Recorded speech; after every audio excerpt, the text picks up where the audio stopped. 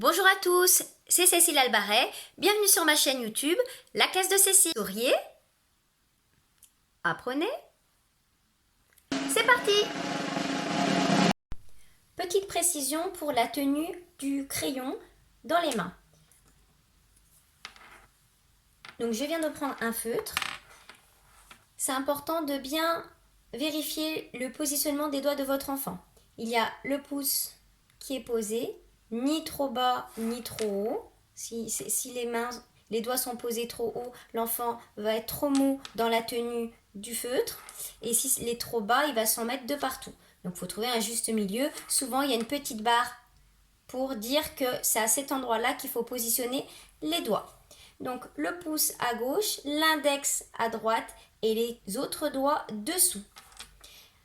Vous verrez aussi à ce que les doigts ne soient ni trop espacés, ni trop collés. Voilà.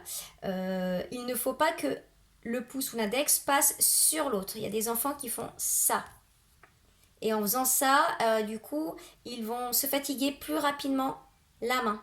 Et ça va les mettre en difficulté pour voir leur travail. Donc le pouce et l'index sont à côté, peuvent légèrement se toucher, mais ils ne se passent pas dessus. Soit il y a donc cette position au niveau des doigts, soit on accepte également que le majeur puisse être également sur le feutre, comme ceci. Voilà. Donc ça, c'est pour le feutre. Je voulais juste également attirer votre attention sur les crayons. Vous avez dû remarquer qu'il existe plusieurs crayons, des crayons ronds, des crayons triangulaires, des crayons à forme hexagonale. C'est plus facile dans un premier temps d'utiliser des crayons à forme triangulaire, comme celui-ci, pour le positionnement des doigts. Du coup, on dira à l'enfant de mettre son doigt sur un côté du crayon, l'index sur l'autre et tous les autres doigts dessous. C'est beaucoup plus facile pour les petits de commencer par des crayons comme ça, pour éviter que les crayons glissent et puis ça vient naturellement, le positionnement des doigts. Voilà. Également, on va préférer des crayons plus petits, des crayons plus gros, pour aller petit à petit vers des crayons plus fins et des crayons plus longs. Il ne faut pas oublier que dans la main d'un enfant, un crayon peut être très lourd. Donc il faut faire attention également au poids du crayon. C'est pour ça qu'on a l'habitude de commencer plutôt par des petits crayons.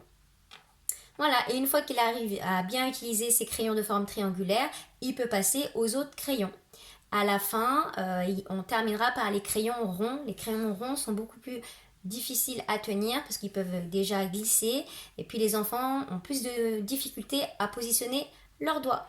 Voilà pour les petits conseils au niveau de la tenue des crayons, des feutres et également pour le choix des crayons.